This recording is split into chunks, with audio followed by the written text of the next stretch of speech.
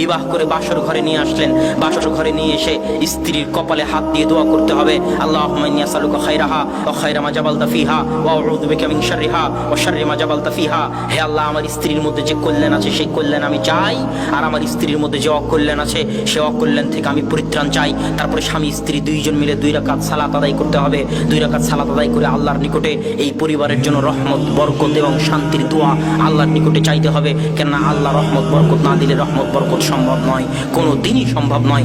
এবার যখন স্বামী স্ত্রী মিলিত হতে যাবেন, স্বামী স্ত্রী যখন সহবাস যেটাই বলেন সাংসারিক জীবনে যখন মিলিত হতে যাবেন, যেটা আপনার জন্য আনন্দের বিষয়, যেটা আপনার জন্য হাসির বিষয়, সেটা ইসলামের নিকটে অনেক দামি। কেননা ওখান থেকে পরবর্তী প্রজন্ম আসবে, আর ইসলামের পরবর্তী প্রজন্মের অনেক দাম, অনেক গুরুত্ব।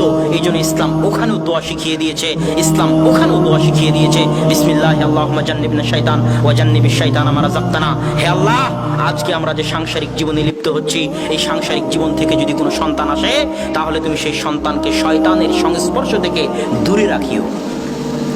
কত সুন্দর ইসলামের পরিকল্পনা শুধু একটা সন্তানকে নিয়ে। কেননা ওই সন্তান ইসলামের নিকটে সবচেয়ে দামি, আপনার নিকটে দামি হোক আর না হোক। এই দোয়া পড়ে যখন আপনি আপনার স্ত্রীর সাথে সংসার জীবনে লিপ্ত হবেন, তখন ওটার মাধ্যমে যে সন্তান আসবে, সেই সন্তানের মধ্যে বরকত রহমত থাকবে, ওই সন্তান সুসন্তান হিসেবে গড়ে উঠবে। আর এই নিয়মগুলো যদি আপনি রক্ষা না করেন, তাহলে আদর্শ পরিবার গড়ে তুলতে পারবেন না। সন্তান যখন মায়ের পেটে আসলো, এই 9 মাস 10 দিন অনেক গুরুত্বপূর্ণ।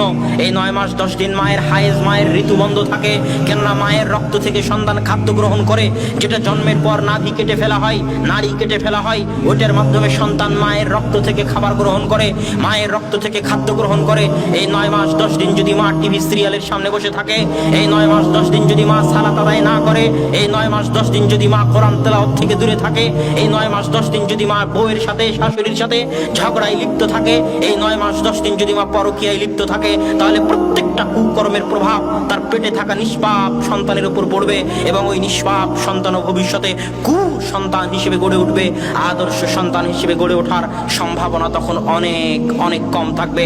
এই জন্য 9 মাস 10 দিন মাকে সচেতন, সজাগ, আদর্শবান, পরহেজগার, তাকওয়াবান, কোরআন তেলাওয়াতকারিনী, সালাত আদায়কারিনী, সিয়াম পালনকারিনী এবং আল্লাহ ভীরু অবস্থায় কাটাতে হবে।